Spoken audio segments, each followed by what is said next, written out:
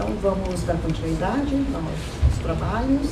Em primeiro lugar, parabenizando, né, as apresentadoras. E antes de a gente começar a discutir,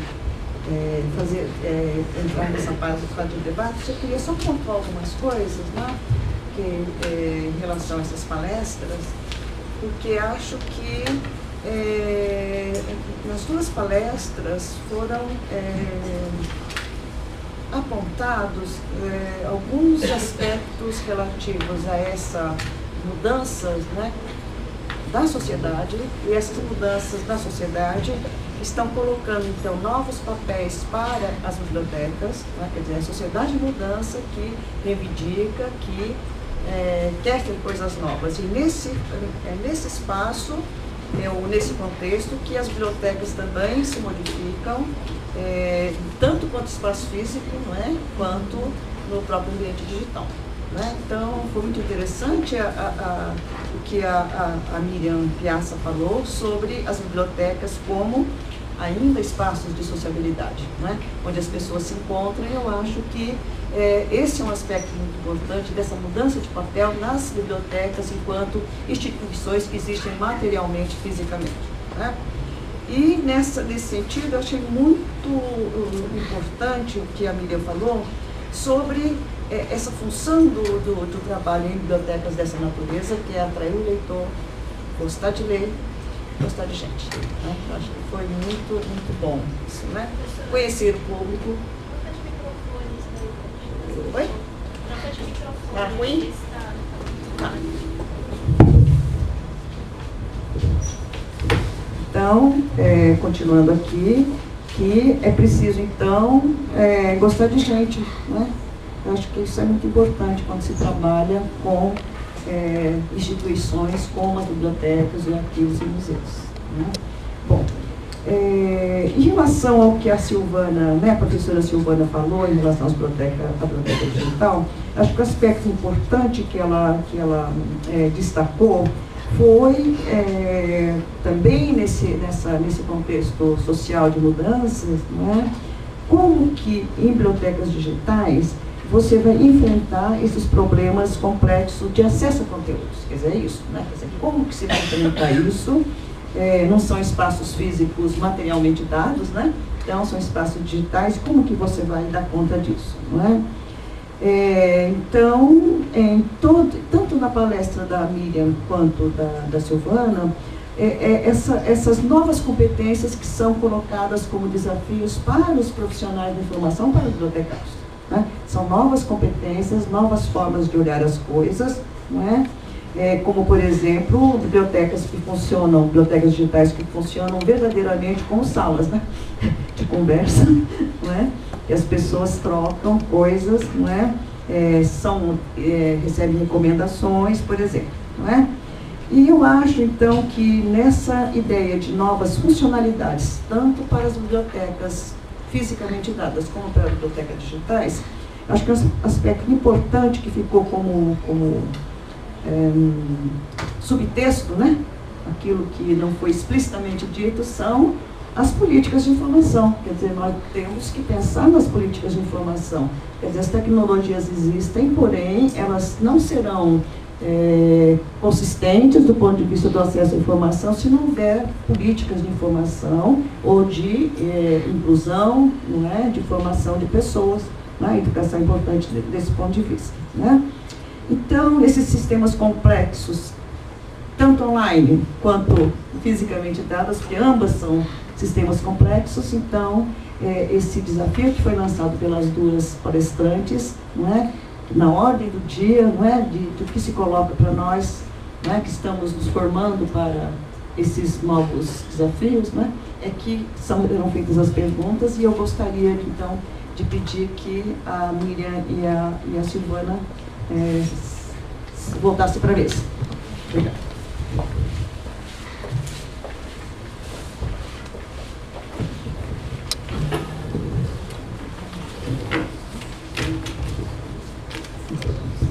Bom, então a coisa vai funcionar assim, né? A dinâmica. O o pessoal que está presente aqui está encaminhando perguntas, então essas perguntas serão feitas para cada palestrante e são mandadas, né, para cada pessoa. Então eu vou dividir um pouco, mas, né, para ficar melhor, vou fazer assim, uma para uma, outra para outra, né? Tá bom? E quando alguém quiser fazer alguma intervenção do público, quiser fazer, ocupar o microfone, então precisa vir aqui, porque isso precisa ser registrado, tá bom? Então existe um imperativo aqui, uma ordem, né, para que as coisas sejam todas gravadas, né? Tá bom? Então, a primeira pergunta, não tem mais ordem, é do jeito que eu vou pegando aqui, tá bom? Então, uma pergunta do Felipe para a Silvana. Ixi, Maria, eu não estou enxergando. Por favor.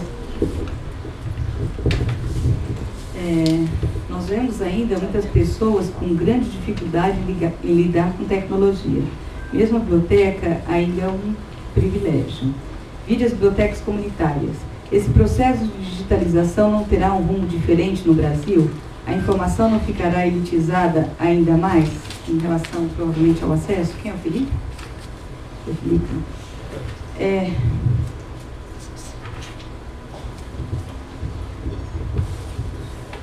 Nós temos que pensar que, ou pelo menos o que eu penso, né, que a biblioteca em si, ela já tem um grau de elitização, não é? Não estou nem falando de tecnologia. Não é qualquer pessoa que entra em biblioteca, né? Normalmente, quem vai à biblioteca é alguém letrado, que pensa que a biblioteca é para pegar livros, não é? Ler e tudo mais. E aqui você traz a ideia das bibliotecas comunitárias, que elas ampliam, né, os seus serviços, à comunidade.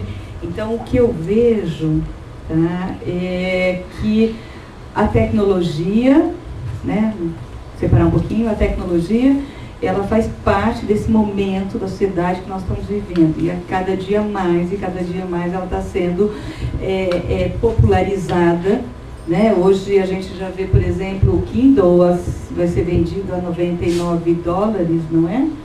Uma coisa que, sei lá, 2, 3 anos a gente pagava quase 400 em tablet, baixando a todo momento, né? Celulares estão sendo hoje quase a base de troca de assinatura, coisa que a gente não via isso há 5 anos atrás. Então a tecnologia ela está sendo incorporada na vida das pessoas. Sei que tem regras de mercado nisso também, tá? Mas está sendo incorporada, então hoje não está difícil o acesso à tecnologia, né? Os nossos governos, de forma ainda penso limitada, muito simples, mas estão investindo nessas tecnologias, né? Os telecentros, essas bibliotecas comunitárias, algumas eu conheço que trabalham com a inclusão digital do sujeito. Eu acho que não vai ser diferente, né, o uso de tecnologia no Brasil do que aquele, por exemplo, eu falei de uma instituição, uma universidade, né, que substituiu parte do seu papel pelo digital. Só que vai demorar mais aqui no Brasil, tá bom? Não vai ser amanhã que nós vamos ter as nossas bibliotecas com todo o acervo de periódico digital. Até porque a gente tem um problema de direitos autorais, tem custo para digitalização, tem custo de manutenção, porque, gente, não é só digitalizar, não é? Manter o papel, nós temos já conhecimento de como preservar esse papel num longo período de tempo. Mas e preservar o objeto digital? Então, inúmeras pesquisas estão sendo feitas, mas nada nos garante que essa preservação vai ser por muito e muito, muito tempo, não é? Então, tem N elementos aí para pensar no momento da digitalização. Mas eu acredito, eu sou otimista, tá? Eu acredito que nós vamos chegar, assim, num ponto a ter muita tecnologia, né? E o nosso colega, nosso usuário, enfim, a população vai ter acesso a essa tecnologia. Tá? Acesso ilimitado e restrito? Não, vai ser um acesso ainda, como é o acesso que eu digo à biblioteca, quando alguém me diz, não, mas a biblioteca ela é acesso livre a todos, ela é uma porta de entrada a todos, mas o uso dela a gente sabe que não é bem assim, não é bem para todos. A mesma coisa vai ser com a tecnologia, mas eu acredito que daqui a alguns anos a gente vai estar lendo sim o livro, né? Professora Miriam, eu já não leio, né? Em qualquer lugar eu estou com o meu tablet fazendo toda a leitura de livro, então Quando eu vou comprar um livro, inclusive nas livrarias brasileiras, entre o papel e o digital, eu já compro no formato digital. Por quê? Porque em qualquer lugar que eu esteja, né, ou do celular, ou do iPad, ou do computador, ou de um computador qualquer, eu posso acessar esse objeto e fazer leitura. Tá? É isso. E as nossas criancinhas já estão fazendo, a nossa escola já faz contação de história usando o tablet, para uma maneira mais interativa com as crianças. Uma pergunta de Daniel para Miriam.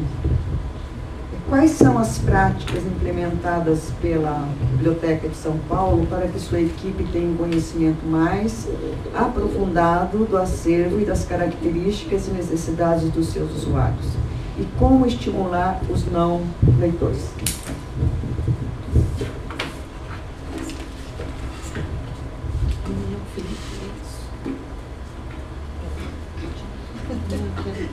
Daniel, quem é Daniel? Bom, é um desafio a cada dia. A Biblioteca de São Paulo tem uma característica bastante diferente das bibliotecas públicas que a gente conhece. A Biblioteca de São Paulo hoje recebe, pelo menos mensalmente, 1.200 usuários do entorno da região de Santana, do Carandiru. Então a gente tem lá, assim, contação de história, tem o estímulo, assim, de convidar o usuário para participar das oficinas que ocorrem. Então, mas, de qualquer maneira, a gente vive, assim, todos os dias o grande desafio de descobrir como é que a gente vai proporcionar ainda mais o gosto pela leitura para essas pessoas. Porque a grande procura é pelos computadores ainda, que a gente tem acesso, tem 100 computadores para acesso público, e podem acessar a internet, pode acessar a rede social, pode assistir filme, pode fazer tudo. Então, a pergunta sobre como estimular os não leitores, isso nós estamos descobrindo ainda. A cada dia é um aprendizado para a gente, como vai fazer para estimular ainda mais esses não leitores. Mas a gente já tem conseguido. Então, essa coisa da gente colocar o vídeo e o filme juntos, perto um do outro, para o usuário que vai para o computador assistir o filme, tem estimulado eles a trazer o livro na mão e começar a folhear o livro. Então, isso para a gente já é um grande avanço. Ele chegou, ele pegou o livro e se interessou no conteúdo do livro. Respondi a sua pergunta? Então, a professora Silvana está organizando um conjunto de perguntas, né? Então, eu acho que eu nem vou fazer essa mediação aqui, a professora vai respondendo, né? Se quiser juntar um assunto e depois a gente passa para a amiga.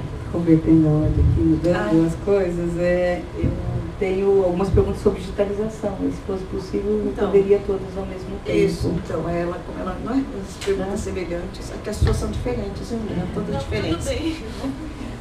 Pode. Bem, então eu acho assim, como ponto da minha palestra, né, que deve ter chocado vocês, foi a digitalização, não é? E aí alguém diz aqui assim, olha, nós vimos essa semana que digitalizar, né, vou usar aqui o termo, dá acesso à cópia digitalizada é ilegal. Que é ilegal, que a digitalização é ilegal, porque é uma cópia, não é? Digitalizar é fazer uma cópia de uma obra, como tirar xerox é ilegal, e a digitalização também é ilegal. Bom, como é, e o custo dessa digitalização, então, questões estão aqui sobre digitalização. Como é que a universidade conseguiu digitalizar tudo sem violar direitos autorais? Tá? Eu ainda não sei. Quando eles publicarem isso é que nós vamos saber. Tá? Só que na prática, indo à universidade, não há mais essa estante. E aí, alguém perguntou, bom, mas e essas obras foram compradas e teve um investimento financeiro em cima disso. Foi jogado fora esse investimento? Não foi jogado fora. Tá? Durante muito tempo, esse material foi utilizado em papel, né? E se nós começarmos, né, a pensar o quanto custa manter um acervo em papel, a manutenção desse acervo, nós vamos dizer que o que foi, né, pago, já se pagou em termos de uso, e que neste momento, em função, muito provavelmente, ninguém vai fazer uma digitalização completa porque acha bonitinho, não é? Ah, eu achei legal, agora eu já vou limpar estante, espaço, né? Essa digitalização ela é pensada no contexto da instituição e do usuário. Então, muito provavelmente, eles optaram por ter materiais digitalizados. Por quê? Porque eles têm um perfil de usuário que prefere, tá, esse material digitalizado. Tá? Vamos pensar um pouquinho. E aí eu sei que tem bibliotecários aqui, de bibliotecas universitárias. Né? A partir do momento que o portal da CAPES foi montado, grande parte do nosso acervo em papel não foi mais adquirido. Tá? Nós não digitalizamos, mas nós estamos comprando em formato digital, estamos assinando, né? E ninguém para falar isso. Está lindo, maravilhoso, o portal está lá, nós acessamos e queremos cada vez mais. Então parece-me que é uma tendência aí, ó, nós mostramos para o usuário que é possível ele entrar num ambiente, numa ferramenta de busca que faz, né, filtragem em diferentes bases, em diferentes empresas, e o usuário recebe, né, uma resposta àquela solicitação dele, sem precisar ficar entrando em um por um, e o usuário está gostando muito disso. Né? E nós estamos fazendo o quê? Com que essa tecnologia, né, altere a forma de estudo ou de acesso ao artigo pelos usuários. Alterou, está alterando, e cada vez mais nós queremos digital. Portanto, daqui a pouco nós vamos estar pedindo para aquilo que está em papel na nossa instituição, que agora já não é nem tão atual, porque já faz um tempo que quase não se assina, não é? Que seja feito algum acordo com as instituições que publicaram, né, para que esse material se apresente em formato digital. Fora isso, nós estamos percebendo, isso é mundialmente, né, uma crescente aí em termos do número de revistas que já estão fornecendo os seus artigos em formato digital. Não só os novos fascículos, mas também retrospectivo. Então temos, por um lado, o usuário querendo, pelo menos na universidade, né? No Brasil nós estamos querendo cada vez mais, e não estamos indo lá na biblioteca falar que nós queremos o papel, que é para parar de assinar a CAPES e fazer assinatura em papel. Não, nós queremos mais na CAPES. As revistas científicas estão fazendo ou a digitalização ou já fornecendo o conteúdo em formato digital. Então daqui a pouquinho, né, nós vamos sumir com o papel sem nem perceber. Já estamos sumindo já há alguns anos. Eu não sei, eu acho que a CAPES, essa assinatura está em quanto? Já uns 8 anos? Né? Já faz um tempo que tem essas assinaturas, e as bibliotecas pararam, né, de assinar grande parte do papel. Tá? Então não é dinheiro jogado fora, é um outro investimento. E manter esse material em papel sem uso, e eles devem ter feito estudo disso, não é, gente? Também não tá, vai ficar mantendo para museu, muito para memória, né? Ah, tem que manter, Silvana, claro que tem que manter, mas tudo? Não, parte, né? Então, provavelmente, alguns fascículos importantes para determinadas comunidades, eles preservaram. Não iam jogar tudo fora. Então, tem sempre algum fascículo que é muito importante. Então, eu falo assim, na nossa área de tecnologia, lá, aquele periódico que publicou o texto do Vannevar Bush, para a gente é importante. Não é? Então, só para dar uma ideia, se ele está lá em papel em algum lugar, provavelmente preservaram isso, porque é um texto importantíssimo. E isso acontece em outras instituições, em outras áreas. Essa preservação da memória do que é importante. Não dá para preservar tudo que está em papel, no formato papel. Se preserva, entre aspas, o que está no papel no formato digital. Ou dar acesso, mostra aquilo que está no papel no formato digital. Então, eu não penso que é gasto de dinheiro. Tá? Sei que digitalizar é caro, né? Tem técnicas para isso, né? Mas vou nesse caminho de que é meio fluxo aí do momento que nós vivemos. As coisas estão sendo digitalizadas e estão aparecendo no formato digital sem a gente estar percebendo muito e questionando isso. E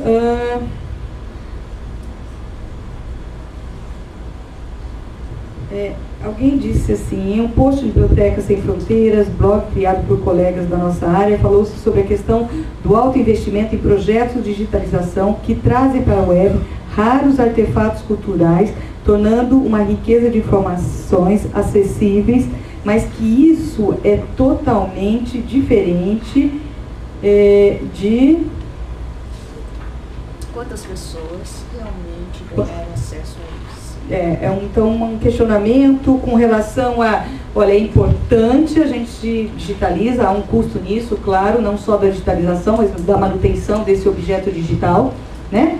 Que ainda eu disse, não está resolvido isso na sociedade,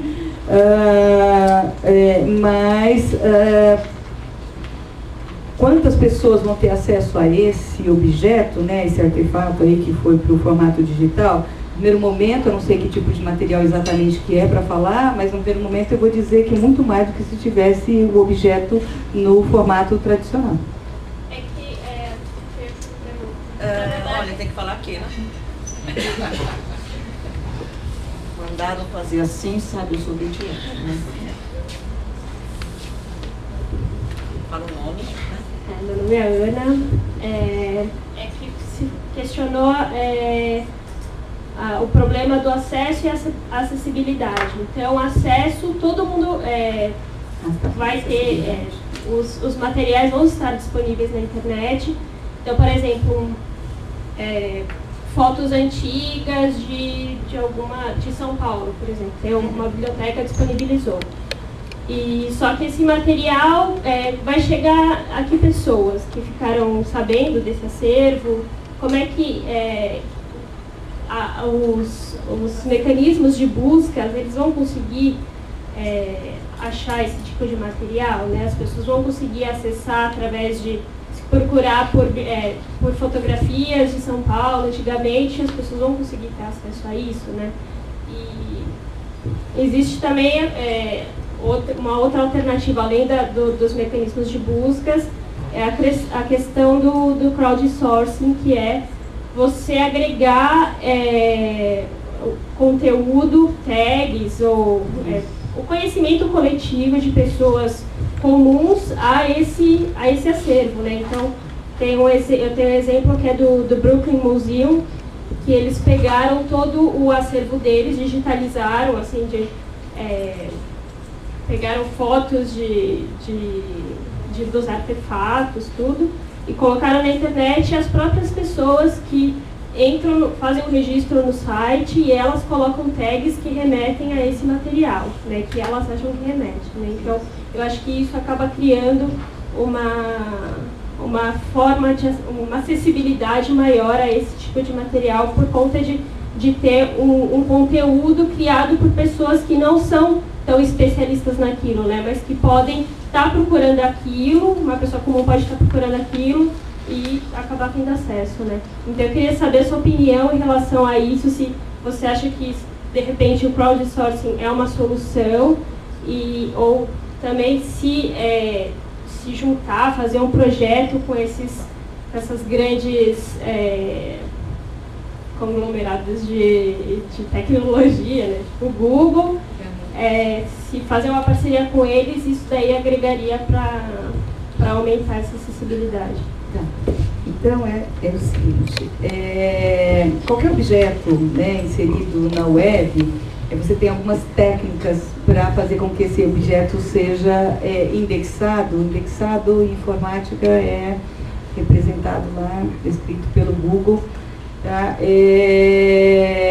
Para que as pessoas possam utilizar. Então, tem lá, né, algumas regras para isso, para melhorar ou dar essa representação via Google. Lá na primeira parte, você diz, bom, mas as pessoas vão saber que essas fotos, por exemplo, de São Paulo estão no ambiente web? Ah, vão, viu, gente? Muito mais rápido do que a gente imagina, tá? É só um blogar a primeira vez lá, vou mandar no Twitter, que um vai repassar, o outro vai repassar, e rapidinho, então uma quantidade muito maior de pessoas vai ter acesso àquele objeto do que se fosse no tradicional, tá? Com relação a fazer tags, né? Eu acredito que esse momento de participação do usuário, ele é importantíssimo para os nossos ambientes de informação. Por quê? Porque, por exemplo, vamos pegar a foto lá de São Paulo. Tá? A foto de São Paulo, ela vai entrar num ambiente em que provavelmente um profissional da informação fez a representação, e quando ele faz essa representação, ele faz uma representação, entre aspas, mais universal, tá? E daquele conhecimento que ele tem da foto. Né? No momento em que você torna pública essa foto, tá? E permite que pessoas que não conhecem as linguagens artificiais, tá? Possam se manifestar, tá? Nós vamos ter a representação, provavelmente, de quem viveu naquele contexto daquela foto. Se é uma foto, por exemplo, de um evento, de quem participou, que quem fez a representação não vai ter todos esses detalhes, né? Em que momento foi tirada aquela foto, ligado com que outra foto, que aquela ideia, lembra do que eu mostrei de arquivo, de junções? Então, através dessa manifestação das pessoas, nós podemos enriquecer as representações, né? E deixar na camada superior a linguagem mais próxima do usuário. Tá? Eu imagino mais ou menos como se a gente tivesse uma cebola, tá? E aqui embaixo, lá naquela camada que eu mostrei da arquitetura, nós temos as representações são formais, né? Mas entre o que está sendo representado e o que o usuário fala, dá uma diferença enorme. Então nós vamos ter que começar a incorporar, e já estamos fazendo isso com foxonomia, tá? A manifestação, o entendimento do usuário a essa representação formal. Com certeza, essa representação será enriquecida pelo usuário. Com certeza, vai ter parte da representação que não vai ser correta, não é? Alguém vai entrar e vai fazer uma brincadeira lá, tá? Ou mesmo uma pessoa se enganou com relação àquilo que ela foi escrever daquilo. O que vai acontecer? O que está acontecendo no YouTube, no Flickr, na Wikipedia? A comunidade vai lá, se auto-organiza e diz, olha, isso não está certo. Então o sistema vai lá se auto-organizar e as coisas vão, com o passar do tempo, entrando, né, no que seria uma representação mais correta.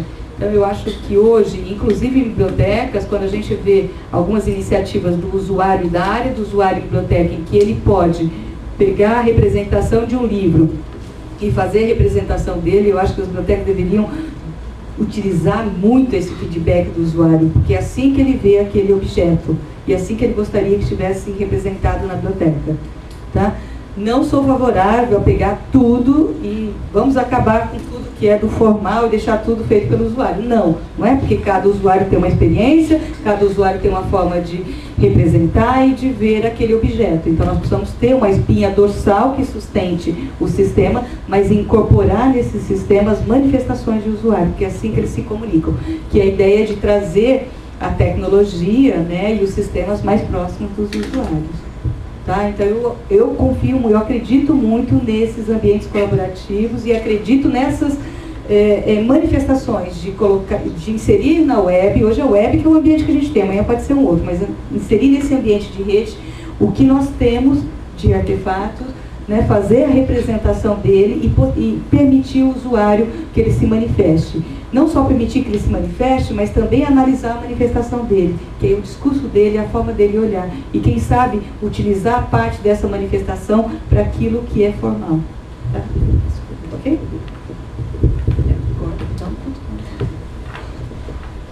Eu não vou deixar você falar mais. Os outros já respondeu por e-mail, tá? Respondo por e-mail para vocês. Eu falo demais. Professor é assim, não é, gente? Não pode dar um microfone. Fica falando. Para mim, não é uma manifestação aqui da Ana. Parabenizo a Biblioteca de São Paulo pelo novo site da biblioteca. E gostaria de saber se os bibliotecários da BSP participaram do planejamento da estrutura do site.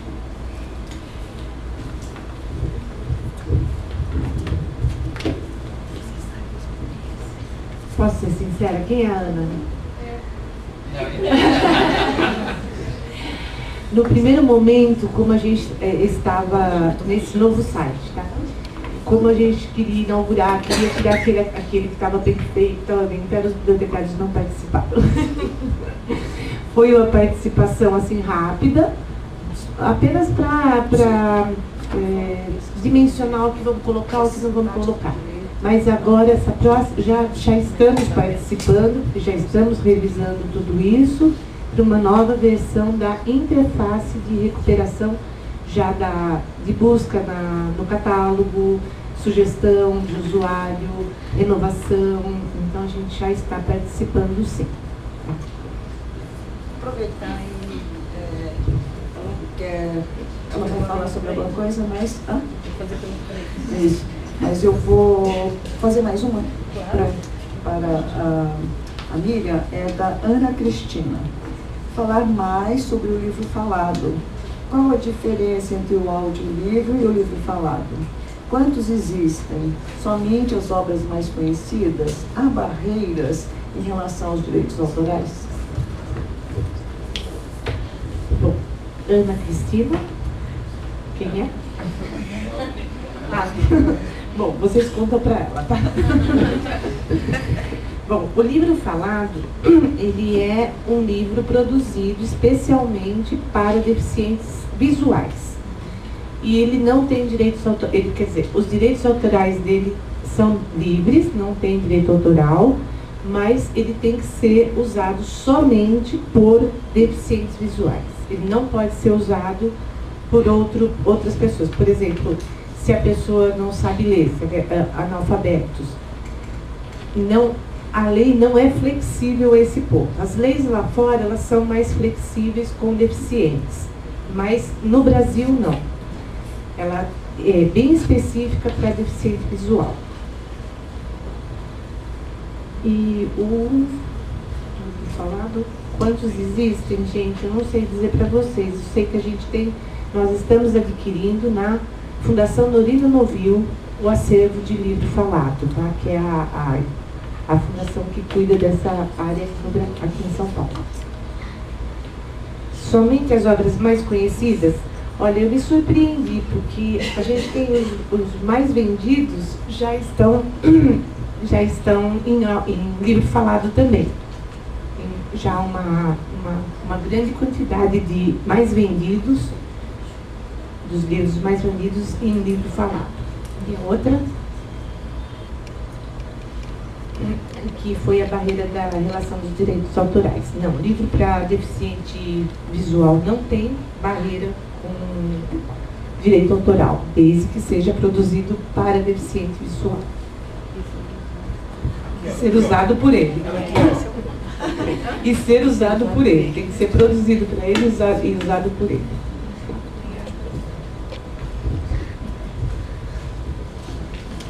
Deixa eu aproveitar que é tudo, não é? A última aqui para ela, depois a gente volta, né? Então, é do Felipe para a Miriam. Como é o uso do e-book na biblioteca? A biblioteca mantém em seu acervo livros digitais para download? Bom, o uso do e-book ainda é muito pequeno dentro da biblioteca. Quem é o Felipe mesmo? Ainda é muito pequeno dentro da biblioteca. Ele não tem uma saída como tem a procura pelos computadores. Nós não fazemos compras de e-book para o Kindle. Então, o que a gente tem no Kindle hoje é só os livros de acesso livre. Antes de passar o microfone para a Silvana, eu vou me permitir, né, já que eu estou aqui na mesa, acho que eu posso falar um pouquinho, né? Me deu uma vontade louca de falar sobre... quando se fala nessas tecnologias, eu acho que um aspecto importante que foi mostrado foi essa capacidade que hoje tem essas tecnologias, né, de fazer a visualização dos objetos, né? Visualizar os objetos não fica lindo, muito bonito, coisa e tal, né? Fisicamente. Agora, o grande problema que se coloca ainda é o acesso, de fato, à identificação de conteúdo. Então, né, quer dizer, os agentes, né, de software estão fazendo... Quer dizer, na verdade, tudo isso precisa ser indexado, não é? Quer dizer, a indexação ela pode ser feita por máquina ou pode ser feita... Máquina, fala de software, não é? Mas alguém precisa desenvolver, então, conhecimento suficiente para criar, então, essas estruturas de representação. Eu acho que esse é o nosso grande desafio. Porque visualmente, quer dizer, enquanto objetos fisicamente, isso de uma certa forma está bastante resolvido. Embora o problema da preservação, né, da manutenção disso ainda não é? Então eu acho que quando se fala, por exemplo, em criar áreas de objetos digitais, o que é isso, gente? É classificar.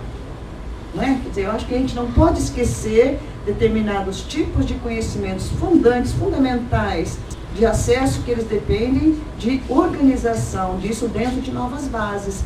Quer dizer, existe um grande trabalho intelectual a ser feito que não se relaciona somente a essas competências, né, da computação, digamos assim, o domínio disso. Isso é muito importante.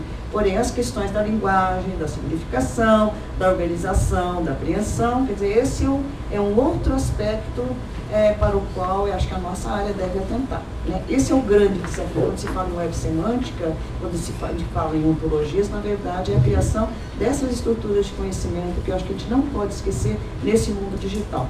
Porque o acesso vai depender disso, da compreensão. Quer dizer, o problema da compreensão, da interação, da linguagem, né? Esse, né, da recepção, é um problema que precisamos pensar com muita seriedade, né?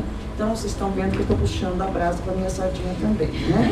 Então, já que eu dei meu recado, agora vou passar para Silvana. Bem, só para ferver aqui o que ela me disse,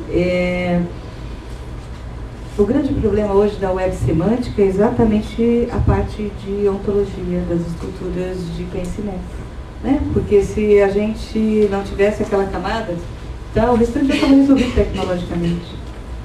Então, não é? São as camadas, né? São as camadas. Muitas camadas. E essa camada de estrutura de conhecimento, de representação, é a camada mais que dá nó em todo mundo. Por quê? Como é que nós vamos fazer essa representação de tudo que está nesse ambiente digital?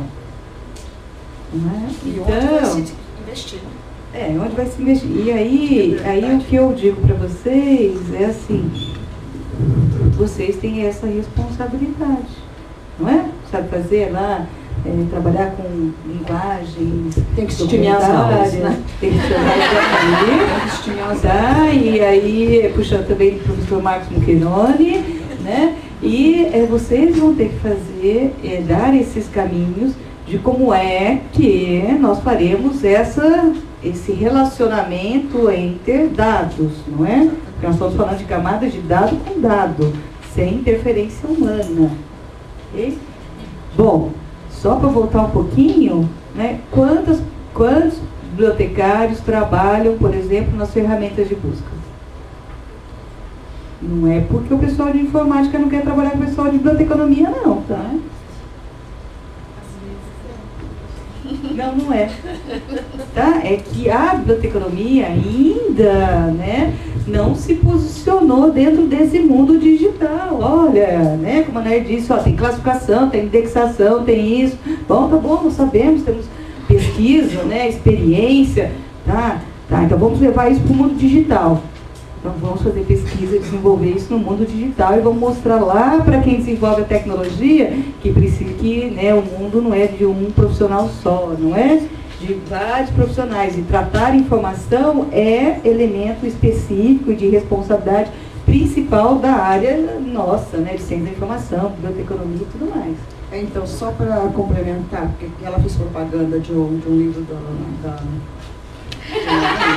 então, eu só queria falar de uma tese que foi defendida há pouco tempo aqui na ECA, de indexação automática, utilizando não a lógica clássica, mas a lógica paraconsistente, né? Quer dizer, um novo tipo de lógica que leve em conta não apenas a dicotomia, sim ou não, né? Mas pode ser quanto, né?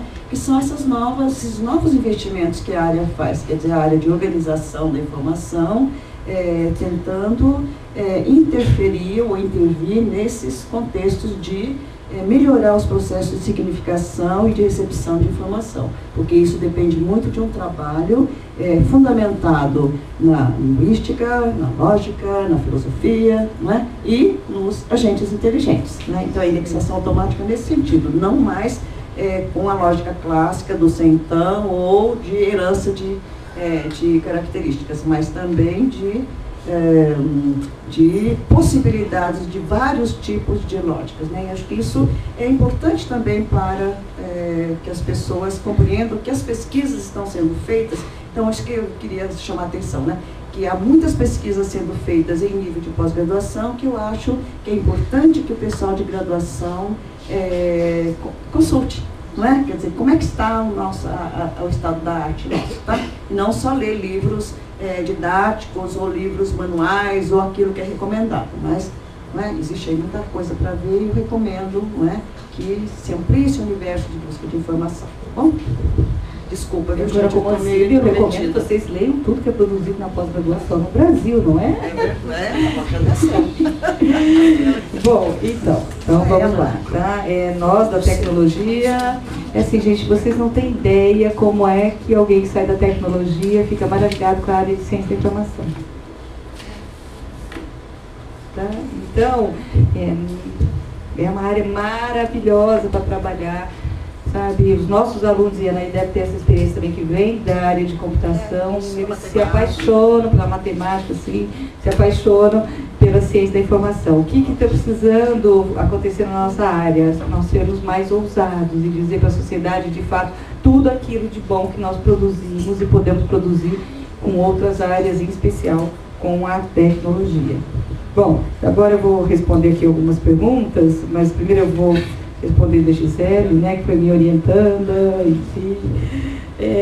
Ela pergunta se o uso de redes sociais para a biblioteca deve ser feito por meio das ferramentas que os usuários estão usando, tipo Facebook, Twitter, ou se deve usar o conceito de redes sociais com ferramentas próprias de biblioteca, como, por exemplo, uma que eu mostrei aqui, que ela vai fazendo essa rede, né, que é o primo da Ex Libris, tá? Eu até devolvi a resposta para ela, eu disse que deve usar as duas. Tá? O primo ele vai ser usado, né, esse tipo de ferramenta de redes sociais aí, vai ser usado em cima de ambientes já estruturados e muito ligado a catálogo, apesar dele, né, aparecer já como, sei lá, numa categoria meio Google, que vai fazer em relacionamento, vamos falar assim de uma forma mais simples, né? O usuário não vai ter que ficar aprendendo a linguagem para a recuperação de informação, mas nós temos usuários que querem também a comunicação nessa rede, em Facebook, em Twitter. Por quê? Porque isso faz parte do dia a dia deles, está lá ligado na maquininha, fica o tempo todo no celular apitando, né? Tem nada mais chato do que alguém assim, está do seu lado e começa a cair coisa no celular, né? Não, caiu uma mensagem, caiu outra, tá? Eu estou brincando, mas é assim, eles ficam plugados o tempo inteiro, então tem que ter, eu imagino que tem que ter os dois tipos de rede. Aí tem uma pergunta que eu não sei responder, eu vou fazer uma plateia, quem sabe alguém saiba responder essa pergunta. É assim, gostaria de saber se representantes das bibliotecas universitárias públicas formaram um grupo de trabalho ou comissão para participar da consulta pública realizada para a reformulação da Lei de Direito Autoral. Existe uma preocupação e ação por parte de bibliotecários nesse sentido? Alguém sabe? Eu também não sei, hoje. Você sabe, não sei, eu não sei, então não posso nem dizer se sim ou se não, porque eu não posso dizer, eu não tenho conhecimento de um grupo assim, mas não posso dizer que não exista uma manifestação dessa natureza. Olha, gente, a gente estava combinado que ninguém ia fazer pergunta difícil, né?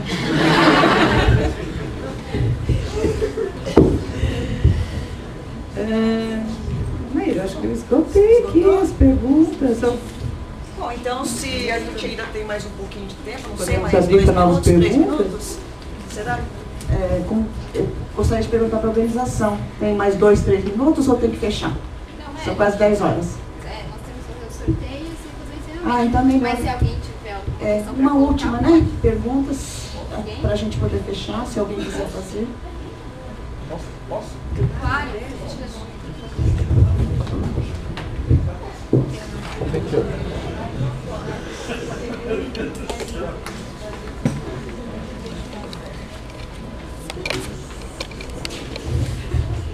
noite, meu nome é Sidney, eu estudo na FESP, estudo Bíblia, ali também a galera, né? Galera, tudo. Minha pergunta é o seguinte, semana passada o professor Fernando Modesto fez uma palestra sobre catalogação e eu percebi uma palavra que veio à minha mente, que nós, bibliotecários, temos que abrir o horizonte. E o que vocês pensam sobre isso? Porque a professora Silvana falou sobre tecnologia, a professora Miriam fala sobre o agrupamento social. Ajuntando isso, a gente tem que ampliar nosso horizonte, aprender tanto a matemática como a filosofia? Não diria que precisa chegar tanto assim, né, da matemática à filosofia. Mas eu acho que é assim, o bibliotecário hoje, o bibliotecário tem que ampliar sim o horizonte dele. E assim, e olhar também, juntar as tecnologias de informação, que é um campo do bibliotecário, como a professora Maíra acabou de falar. Tem coisas que nós estamos fechando os olhos, nós não estamos prestando atenção, que nós estamos perdendo terreno para os profissionais da área de tecnologia. Então tem coisas que nós temos que fazer, que são as coisas que ajudar a organizar informação em sites, em blogs, saber como é que essa informação será disponibilizada para o público. Então acho que assim, tem que ser um pouco mais, tem que ser mais intelectual também, ler mais, ler muito, para poder oferecer outras opções para o usuário da biblioteca. Na Biblioteca de São Paulo a gente não chama mais de usuário, a gente chama de sócio, são nossos sócios, não são nossos usuários. E isso modifica a relação que eles têm com a gente. Então é muito, sabe, é isso que eu acho que a gente tem que pensar, tem que ser mais intelectual e menos técnico. Praticar a arte do desapego, que é o que a gente faz na Biblioteca de São Paulo todos os dias. Então, ser técnico, sim, precisamos ser técnicos, mas não temos que estar tão apegados assim somente às técnicas. É isso. Respondi? Eu posso responder.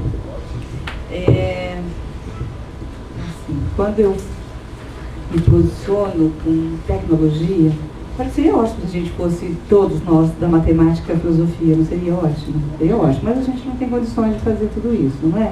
Então, vamos ao que a gente pode fazer. Tá?